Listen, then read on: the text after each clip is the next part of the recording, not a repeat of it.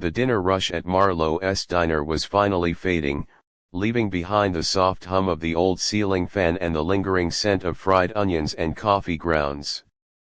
Outside, dusk slid over the small town like a gentle blanket, turning the windows into mirrors of orange and violet.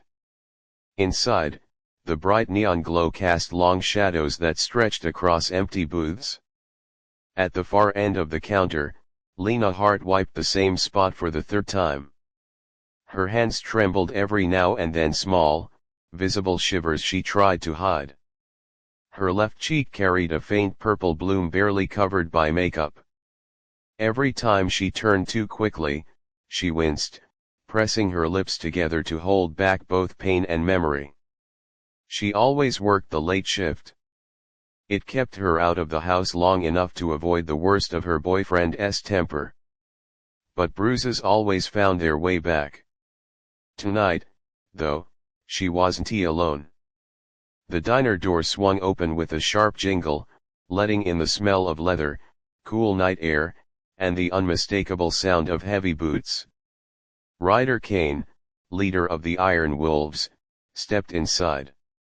His leather jacket was worn, edges frayed from too many rides through too many storms. Tattoos snaked up his arms, wolves, wings, and symbols Lena didn't recognize. People said he was dangerous, unpredictable, someone the sensible avoided. But as he walked in, he carried a calm heaviness, as though the world rested silently on his shoulders. His men took the booth near the window, laughing low, their voices like gravel. Ryder chose the counter, settling onto the stool directly opposite Lena. She noticed the way he watched her, not with hunger, not with judgment, but with something else. Something steady. "Late shift again?" he asked softly. She nodded. "Someone has to keep this place running." Ryder didn't smile, but something in his eyes softened. Then he saw a glimpse of purple beneath the concealer as the overhead light shifted. His jaw tightened. Not in anger at her, but at something else entirely. He didn't press. Didn't pry. Just ordered coffee and stayed quiet, the kind of quiet that made people feel seen without being interrogated.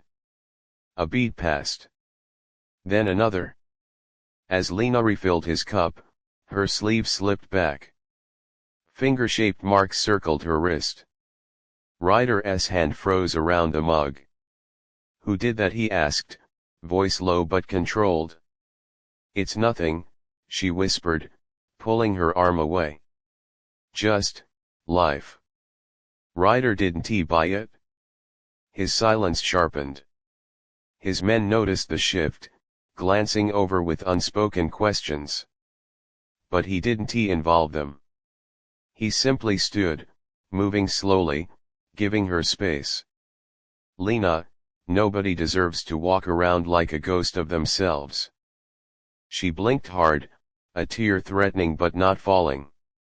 No one had ever said her name so gently. Before she could respond, the diner door slammed open again. A man stormed in, angry, unsteady, smelling of stale beer. Her boyfriend. "Lena, you think you can ignore me now?" His voice cracked through the stillness. Ryder didn't move, didn't stand. He simply watched. His stillness was more dangerous than any raised fist.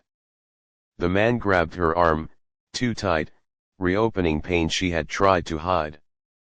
Ryder's voice came out as a steady rumble. "Let her go." The boyfriend turned, scoffing. "Stay out of it. This is between us."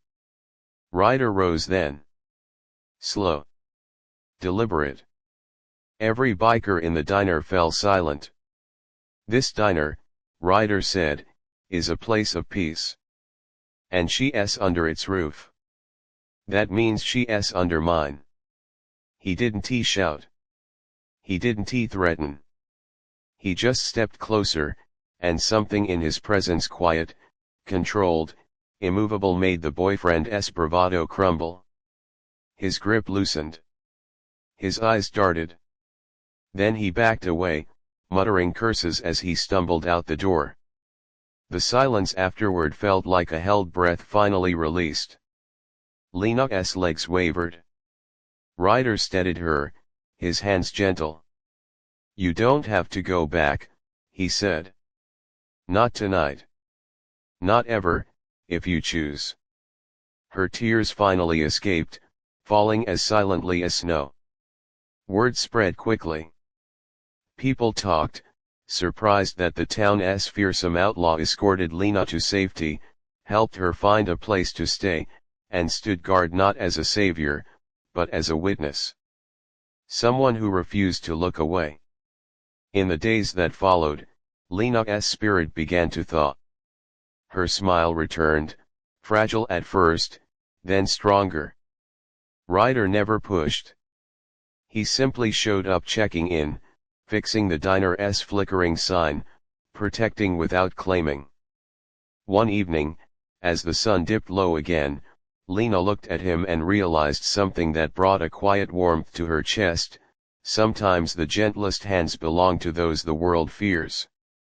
And sometimes the person who saves you is the one who knows what it means to be broken and chooses kindness anyway. If the story touched your heart and moved you in any way, please like the video, comment, share it with someone who need a little hope today, and make sure you subscribe to Humanity Diaries.